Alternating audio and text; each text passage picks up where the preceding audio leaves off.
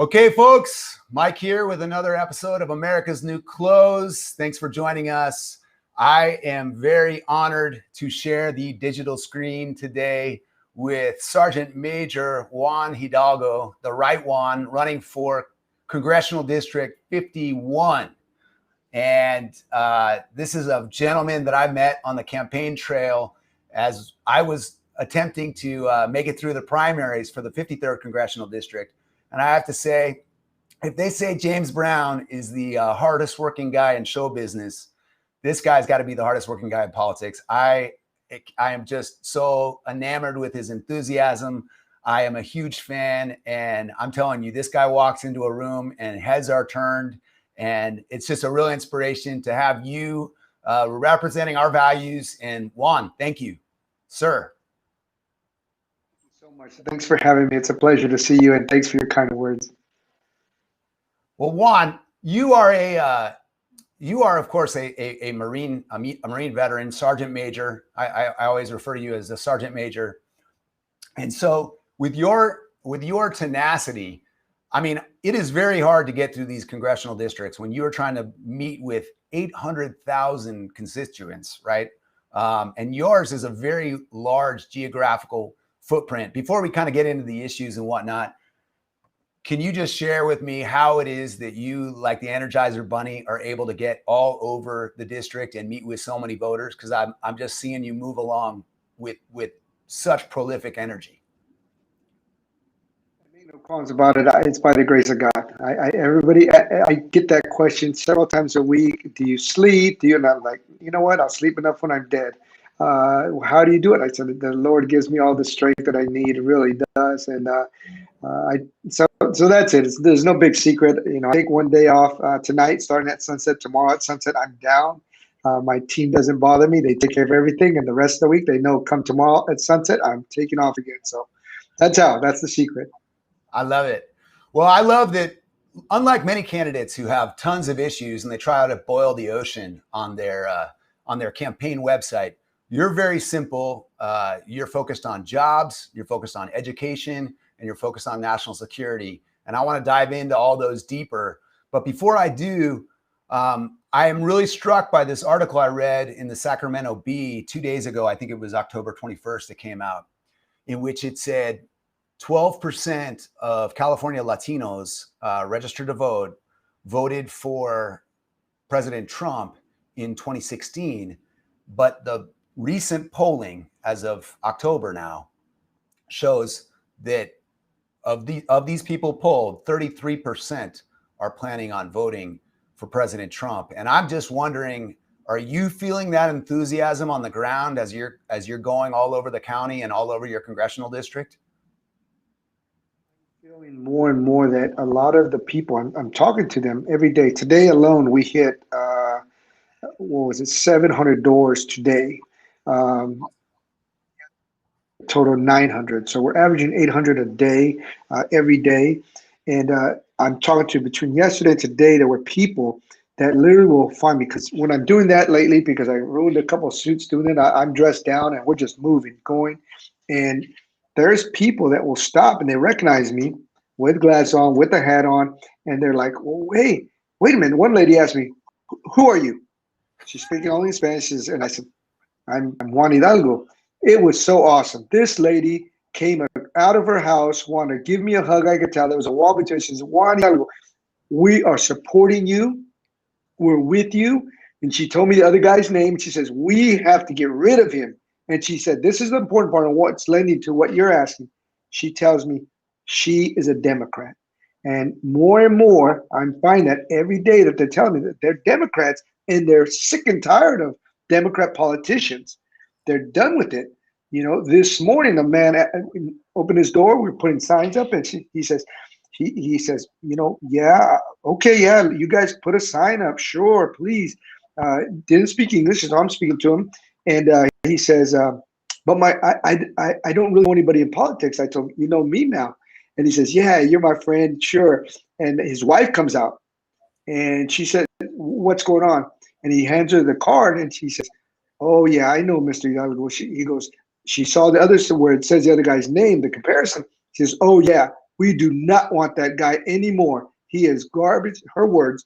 She says, and she looked at me and says, we're Democrats and we're voting for you.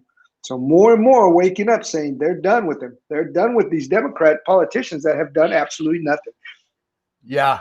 And how much do you think that the COVID lockdowns have been affecting that? I mean, are the people that you're talking to in the district, do they have the sentiment of fearfulness and we got to stay inside the house and stay at home, or do they have this feeling like, hey, it's time to open back up, I'm looking at the numbers and I'm feeling like we're going to do far more damage with the quote unquote solution than we are from the actual virus problem? Is that playing into this at all? How do you think it's all coming about? It's you get a mixture. I think some have been scared because they're watching Telemundo, they're watching CNN, they're watching the channels that are scaring them and trying to make them fearful on purpose. But others, most of the district, most of the people that I run into, they're tired. They give me an example. I spoke to a business owner today, a barbershop owner, and he goes, "I just want to work, man." That's what he told me. He goes, "We just need to get back to work." He goes, he didn't take the stimulus package. He said he could have asked for it. He goes, and I love this, hearing this from him, because I said, "You're a great testimony." He says, "I don't need that stuff. I just need to be able to work to provide for my family." That is the trend. That's what I mostly hear. Because you got to remember the 51st district, which you're familiar with. 51st district has a lot of proud people that want to work and take care of their families. And God Sure. bless them for one. And that's all they want. They say, "We don't want handouts. We want to work. We want to take care of our families and work." And that's admirable. I think any especially in men, that's very admirable. We know that. We want them to do that. Men and women want to work. So let's let them work. We can do it safe. We can do it. We're all adults. Let's stop treating these people, our people, like children. They're not children. They're adults. They need to be treated as such. Well, that's a great way. That's a great segue into your top two issues of jobs and education, and then of course national security. But when it comes to jobs, even before the pandemic, you were very outspoken about what some of the unemployment rates were in National City and Chula Vista and some of the other areas of your district. And you were pointing out, well, look, if you compare it to the median or the national average of employment, we need to ensure that there's economic opportunity for our constituents here in this district, and that the same would go for making sure schools are open, right? So what are some of the things you're hearing about people needing in the district? Major issue down here in this district before the pandemic, as you eloquently explained, was that we were at 11% unemployment rate. When the rest of the country was boasting 3.2. Yeah. It's unacceptable. Why? Because we have a guy that's sitting in my seat who has been asleep at the wheel. He hasn't been doing anything, doesn't care. And if we think about it, it's kind of the MO of the Democrat Party. The politicians don't work. They get in office, they don't do anything. So we can bring it back because, like I indicated earlier, our people want to work. One of the ideas and one of the things that we can do, and I've said this several times, why didn't anybody sit down yet with the Secretary of HUD? HUD has money for urban development. They will give small business loans, they will give small business grants to people to help them start businesses. And we know that this country was built on small business. No There's doubt. many people in the district that want to get their small business either really kicking up or started. And that creates jobs. When we create jobs, people are back to work. Meaningful jobs, not jobs that are, minimum wage, but we're talking meaningful jobs. Why wouldn't that guy do that? Because that would give the administration a win because he's working with administration. It doesn't matter. It's about taking care of the constituency, the people who you work for. That's what he doesn't understand. What the wrong one doesn't understand. He doesn't understand leadership, for one, because leadership, it's selflessness. And that means you work for the people, not the Yeah. other way around. And when I'm in office, first, as I always tell everybody, when I'm in Congress, we're all going to Congress because they'll all finally have a voice working, fighting, and winning for them. That's a huge difference. And I just give you one way that we're going to bring jobs back to this district. We can Yep. incentivize, we can help people we can give companies tax incentives to come here. It's a wonder. Who wouldn't want to bring a business to Southern California? Who No wouldn't want to doubt. bring a business to Imperial Valley? It's a No little bit doubt. hot out there, but if we can incentivize them to come here, we will get our people back to work, and we can enjoy the fruits of 3.2 as well. But it can be done, but we can't Oh, be absolutely. lazy, and we can't be worrying about which administration gets a plus. It's about taking care of those that you work for. That's right. Yeah. If people didn't care who got credit, a lot more would happen. Well, that's what I love about opportunity zones, right? If you look at the number of opportunity zones that are in the 51st, that was the brilliant plan that Tim Scott came up with. And I cannot believe more people don't know about it. I mean, it's an incredible plan that lets investment flow into, because not every place is an opportunity zone. An opportunity zone has to be a place that's lower than the median income of the county. And if investment is made in those real estate projects, and it doesn't have to be just real estate, it can be a business, right? Investment made in those places, capital gains tax, not only deferred, but after 10 years, excused. That is causing tens of billions of dollars to flow into these communities. And those are the kinds of programs that are the creative thinking that I think it took Trump coming into office. I mean, although it wasn't his plan, it was Tim Scott's plan, but that's the kind of stuff I think we need to run with. And we need to highlight that these are things, these are not programs, these are incentives that actually work. These are so important. And my three priorities, jobs, education, and public safety, why they're so important is because they're intertwined. Because we know that if you have good jobs, okay, then we know that jobs typically. So when we're getting the crime rate down because people are at work and they're not having to, if you will, I don't make an excuse for anybody, but when there's not the need to go out and do something, now will we ever stop all crime? Absolutely not. However, we get young men back to work and young ladies back to work, so they're not doing the things that would create crimes. That's a help. When we get somebody better education, a quality education, they can get a better job, a better career.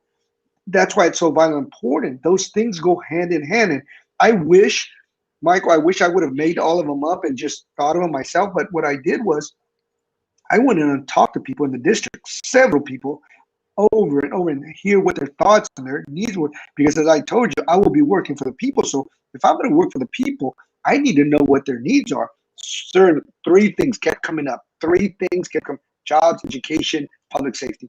And each of them have their own facets, but they're so incredibly important to the people of this district. Yeah. Well, that's a good segue, talking about public safety. One of the things that I'm seeing crossover issue, right, is, with the pandemic and with people feeling like there's a lot more civil unrest, you've seen massive gun sales in the state of California, even through all the red tape. And the two things that have happened there, people have felt like, hey, if the rest of the nation wants to defund the police, and thank God San Diego hasn't made that choice, but if the rest of the nation wants to do that, then, and I have to protect myself, then I need a gun. And then secondly, you mean Sacramento has this much say, the federal government has this much say over my ability to exercise my Second Amendment rights? So we're seeing a lot more people who are traditionally on the other side of the aisle realizing, wait a second, like, I need to have the ability to defend myself. How many people are coming to you who are Democrats, who are maybe first-time gun owners, who are now saying, Juan Hidalgo, I'm pleased to know that you realize my Second Amendment rights shall not be infringed? Quite often. Just this week, I was dropping off some stuff at the cleaners, and a young man comes up to me and says, "Hey, I got one question for you. What do you say about the Second Amendment?" I said, "Well, I'm going to tell you a couple of things, but just so you know that what I'm about to say," I said, "hold on." I scrolled through. I pulled up a video that I made. I said, "There's one, so you can see that I've already said this before. I'm not telling you what you want to hear." Yep. Second, you can go to my website. I'm consistent, and what I will always say is, it's not just yours, it's not just mine, it's our Second Amendment, our right to bear arms shall not be infringed, period. And this young man was like, wow, that's all I need to hear. That's all I want Right. to know. because that's so important. I said, no, it's important. You can't have the First Amendment. You can't have the other without the Second Amendment. It's so important because that's our right to keep and to protect against the tyrannical government. We Yeah. have to make sure that we can't be oppressed by a government. And we already know that there's some that are socialist minded and they want to usher in socialism. Can't happen. Not going to happen. And we have a saying. I always say this. We have a saying in the Corps. Not on my watch. It's not going to Yeah. happen. My Yeah. job is to make sure. My duty. I bet I would rather say my duty is to make sure that I leave the country better than it was given to me. I can't do that if my children are living in an oppressed country. My grandchildren, your grandchildren. I want to make sure. And if it means giving up my life for it, I've already proven that. I've done that before. Put my life on the line for this country because we're going to make sure we left it better than we found it. Well, thank you, sir, for your military service. I don't know if you know this, but I grew up at West Point. My dad was a permanent professor on the faculty at West Point. He was a 27-year in the Army, served in Vietnam, full colonel when he retired from the Army. He's since passed away, but in that time, so I have to say, go Army, beat Navy. But hey, listen, we're coming together on that. But how much has your military service influenced your hard work? Because, like you said, I mean, the other Juan, who's currently holding that office, I don't think I've seen a harder working person than you hustling out there. And I don't think I have seen a congressional candidate who has absorbed the interests and the priorities of constituents more than you have. I mean, you must be never at home. I mean, you are constantly on the ground all over the place, talking to these folks. Do you think, was it the military that instilled that effort in you, or are you just looking at this as a continuation of your service in the Corps? I think it's a part, it's a bit of both, but mostly because the fact that it was over 31 and a half years that I've served, I've learned many things. But one thing is that you get out there and you work, you serve. It's a privilege to serve others. That's where it comes, what I said earlier, selflessness, not selfishness. A lot of these politicians, like the wrong one, they're selfish. You don't have to ask them. You can see it. You know, the old saying, don't act, I can't hear, your actions are too loud. You never see the guy in the district. You never hear him do anything. I often tell people he's like Bigfoot. They ask me why. I said, Bigfoot, we've all heard about him. We just never seen him.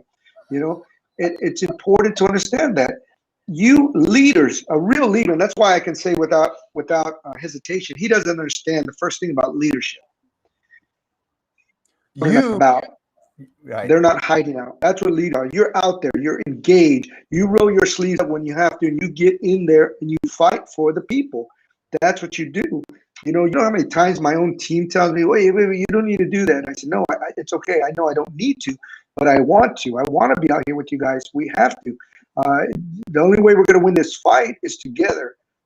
I can give you guys, and there's things that they have to do on their own, but no, I'm out here today. I'm out here on the streets with you. Man, how many people in the streets were like, they look at me like,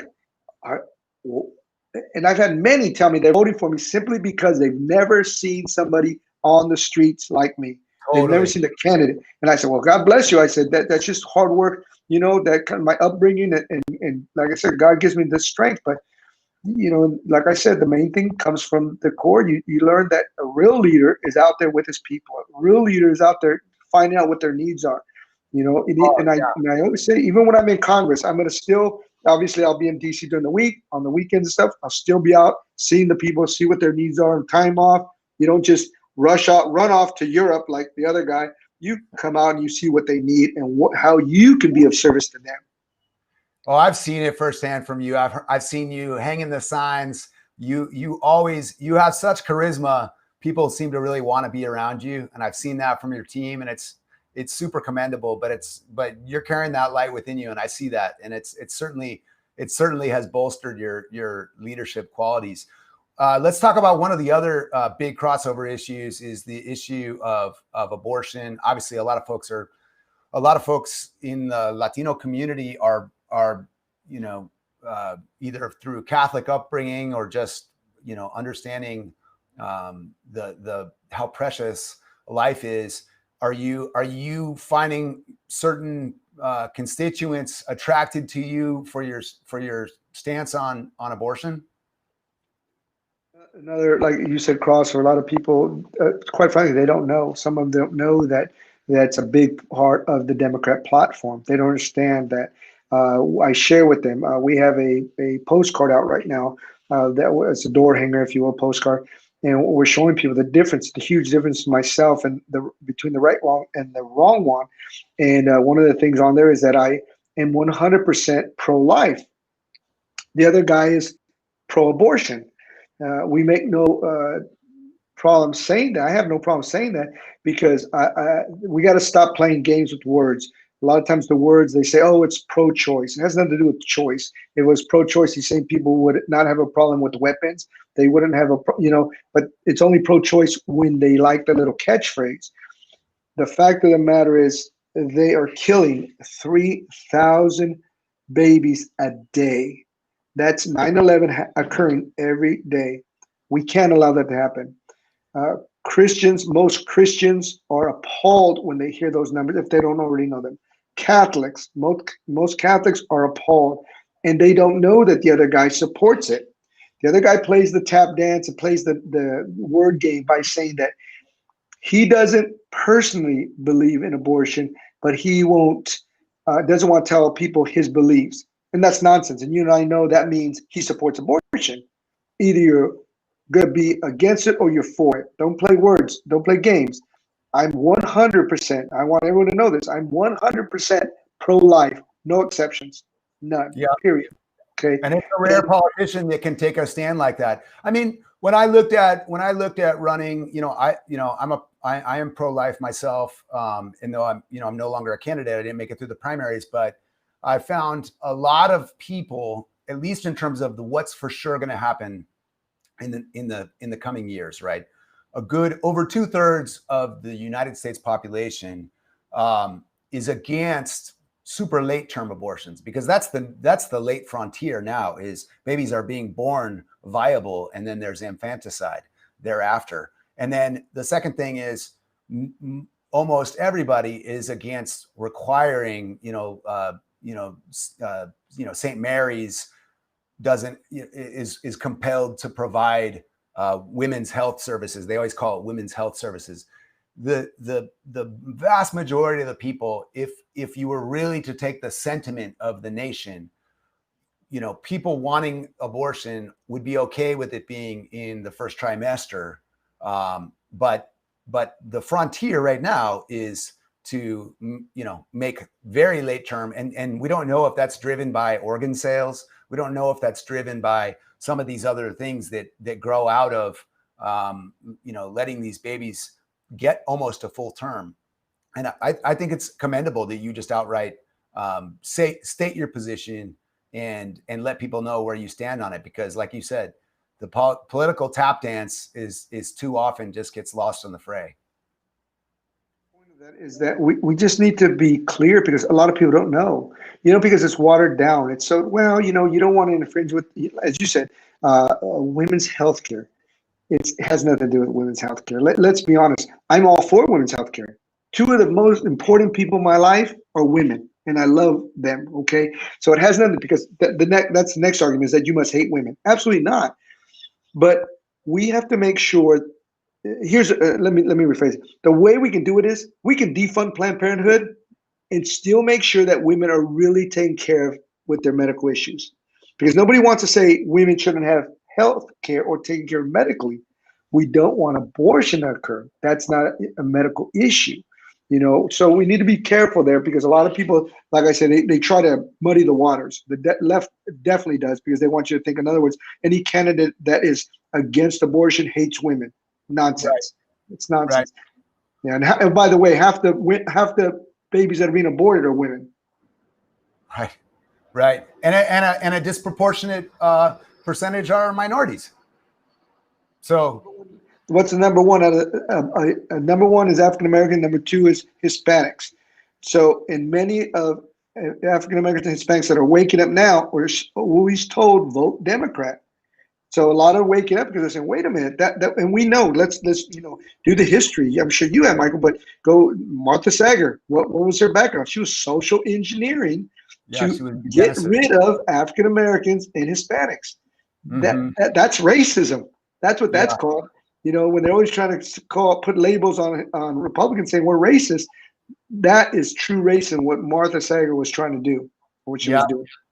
you're exactly right. Well, I don't know how much energy issues are focused are playing into some of your constituents' worries. I mean, of course, we've had lower gas prices across the nation, and I suppose if you go far enough east in the district, there might be some downward pressure on prices for people who could drive out to Arizona and fill up their gas tank. But for us to have a state that says that all electric vehicles by 2035, all vehicles are going to be electric by 2035, and then in the same breath, not be able to keep the lights on. I always was saying we had a podcast this morning, and a lot of people don't realize that higher energy prices, and this figured heavy into the debate last night, higher energy prices really hurt the lower end of the socioeconomic spectrum, because both in terms of transportation, they're usually commuting from further away to their jobs, and it affects food prices so much, the distribution of food through freight. And I don't think people realize that, were we to enact the Green New Deal, we're Congress, and the people who are in Congress, those 435 folks, to enact the Green New Deal would have such a meteoric impact on energy prices in this country that really would affect folks that are just struggling to be in the middle class or stay in the middle class. Am I right? Let's really look at this from a different perspective. The left always says, it's their little catchphrases, that they are the party that looks out for the middleman, the middle class. That's nonsense. We know this. How do we know this? A couple ways. We have one of the highest gas prices throughout the nation. Yep. That effect. They wanted to stick it to everybody and tell everybody, we're going to hurt you. It's just this percentage over the time frame. Who did that really hurt? That hurt the middle class of California. My constituency, it hurt them. It hurt the guys out there that are construction workers, the guys that are out there that are farmers, the ones that are out here that are painters, all the ones, gardeners. That affects them big time. It affects their bottom line, what they're going to keep in their pocket and take care of their family. See, and that hurts them so bad when they're paying higher gas prices. It affects them daily because they're commuting every day to work. So what they're just trying to do is try to get us to go Green Deal. You want to talk more about Green Deal? I'm in a district that we love our old cars out here. We love our old cars. You're going to tell me all the car clubs out here in Southern San Diego, you have a lowrider council, for example. No more lowriders, no more cars. Bunch of car enthusiasts, whatever type of car, you hot rods, you can't have those cars anymore. So what's the moral of the story? Stop voting Democrat, because they want to have bigger government, bigger control, nanny state, and we believe, most of us Republicans believe, less government, more citizen. The citizen should be in charge, in control of their destiny, of charge of their family, and not the government. Government needs to get out of the business of the people. So I hope those that are watching will remember that, because that's what our friends on the left constantly try to do, is take over your lives, my lives. We need to get them out of our lives. This is still a free country, and we want it to remain that way. Well, how much are you seeing people be affected by this AB5? I mean, of course, this is not something that you could have an impact in California because you're not running for state assembly. But, Scott Peters and others that are on the Democrat side are trying to push that into the PRO Act on a federal level. And I think that this state is a state about independence and freedom, economic liberty. So many people have been drawn to the California dream for being able to create what they want their lives to be, whether they're translators or massage therapists or car mechanics, what have you. I mean, there are so many different opportunities for the independent contractor that will be stifled or taken away by this AB5, and we really need to fight against it. And that, you know, the woman who drafted that bill is down, you know, overlaps with your district, right? And so there have to be people that you're seeing on the ground that are responding to that in a way that says, look, no way, this is not what we want. At least once a week, somebody comes up to me and talks to me about that. And it is, you're right. I understand 10th Amendment, separation between the federal and state government. However, if another thing, my military experience gives me a great insight on this, because we work together. Somebody's senior, and if somebody's hurting your people, you go put your finger in their chest and you let them know, not gonna happen. Fix yourself. Okay. So my question is, or my statement is, the wrong one should have been talking to state, either all buddies, and I can have a bunch of Republican buddies in the state, and if they're doing something wrong, I'm going to give them a call and say, what are you doing? Let's fix that. Stop that. Now, again, that's just people talking, trying to get something fixed. Does that mean that no, you can't, because there's separation, but you still say, no, what are you doing? You're hurting my people. That's not happening right now. We need to stand up to this, because it is, again, hurting people's livelihood. It is. And that lady and her husband, they're out of control. They need to go. We need to get rid of them both. They're just wrong. It's sad for me to say that guy's a Marine. It's very sad, because I love my fellow Marines, but somebody like that, I don't know, what if they ever knew what Semper Fidelis means. We're supposed to be always faithful, and not, he's more like Semper I, not Semper Fi. So we need to make sure that we fight this, because you're right. People are telling me, people that were Uber drivers, people that were doing rare, ride sharing jobs, they were able to make. And I have a gentleman down in Imperial Beach. He said, I have my own flexible schedule. He has his real job, and then, if you will, that's what he called it, his real job, and then his side job. Well, he was able to do that. Now he's like, it will kill me, because that's how I was making a little extra money. It's wrong. We got to allow people to, again, a free country, but it's just a way to control. It really is. There's more and more the left want to control everything and be in control of our lives. We need to make sure we stand up to this and not support it.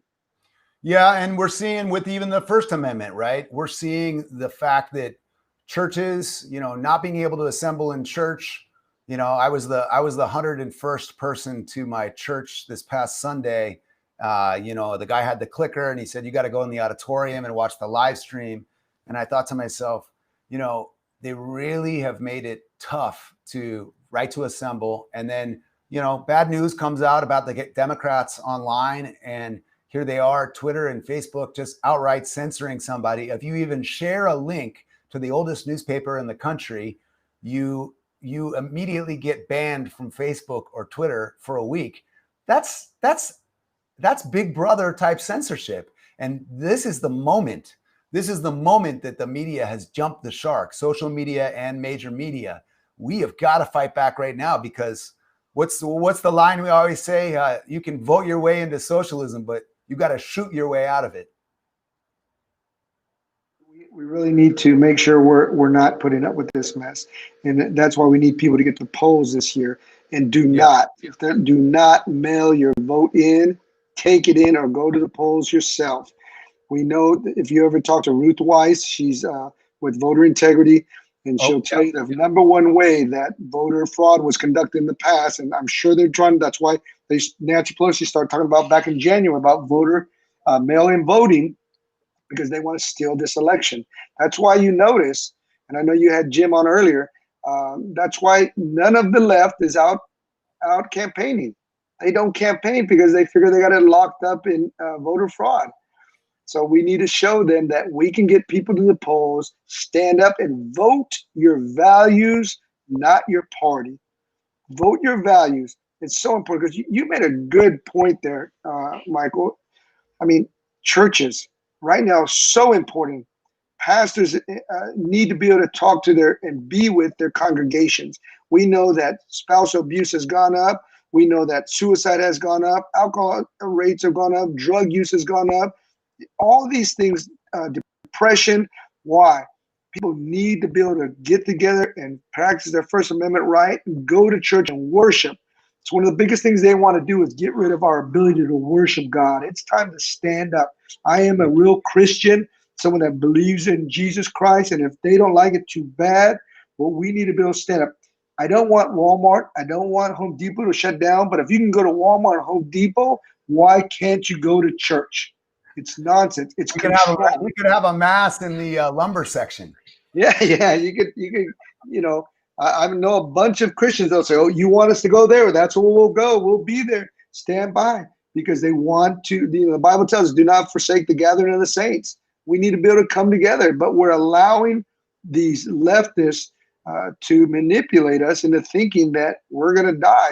We got to have faith and we'll be okay. We can be smart. I met Pastor Bishop Hodges is a good friend of mine. He has a lawsuit against the governor, which I applaud him. He should be, because we need more pastors to stand up, more citizens to stand up and say, no, we're going to church. You're not going to prevent us from gathering. We need to do this. So I'm with you there. We need to stand up. Well, what can people do? I mean, you've got massive support and groundswell. I'd never see you with less than a full entourage. But what should people do if people see this? We want to spread this around, get this into a lot of the groups here, especially in California.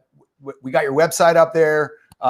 We've got the people making phone calls for you. The 11th hour. I mean, we cannot stop until we get you across the finish line. What message do you have for people who want to come out and support you? Because I know they do. We're going to run it through the tape. We need people right now to go to HidalgoForCongress.com and go to my Facebook page, website, and look and see what I'm doing already. I'm not even in Congress, and I'm working for you now. Yeah. Go and you'll see and make a contribution. Come out and help us. Right now, right when I leave here, I have a rally, a sign waving rally right over the 5 in Logan Heights. We're out everywhere. So come out and help us. Sunday, we have a convoy out in Imperial Valley. I'm out there once a week. So every day, my volunteer coordinator has something planned, events planned. We're doing something every day. We only have 12 days, and we can win this. I'm going to share with you real quick, Michael, if you don't mind. Our pollsters have pulled polls of solely Democrats. And Democrats have said they're open for change. They know who I am, and they're ready to change. That was a good number that we got.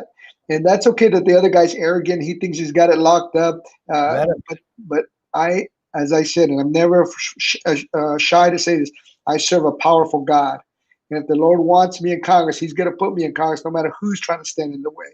But we need to be smart. If you want to come help me, go volunteer. If you want to sign, you want to buy a T-shirt, whatever you want, go to our website, check us out, contact my team. They will be on it. Make a contribution, $5, $10, $100, $2,800 the max, whatever you want. Everything is appreciated, and I guarantee you it will not be squandered. It will be done, used to get myself in Congress so that I can fight for you. The other thing is, real quick, Michael, think about this. I want to talk to all your friends, all of our friends that are in the 53rd. They have absolutely nobody is going to be looking out for them. Even more important to have you in there. I'm going to be America's congressman. I will be America's congressman working for the people of the 51st, the 53rd, and all America. So anybody will be able to call me and say, I need a hand. This is what's going on. I would always ask them, especially for my Republican brothers and sisters, can you please see your congressman? If not, no problem. You don't want to, you don't feel comfortable, we'll help you out. Like I said, especially for the third, because I know the district and they don't want to have anybody. We're looking out for them. I'll be looking out for them too. You're awesome. Hey, God bless you, sir, Sergeant Major. I'm so pleased to share the screen with you, and I'm going to be praying for you and super fired up. I love your energy. I've been telling you since day one, this guy's got mad star power. We need to get him in Congress. Bless you. God bless America. All right. We'll see you soon, Juan.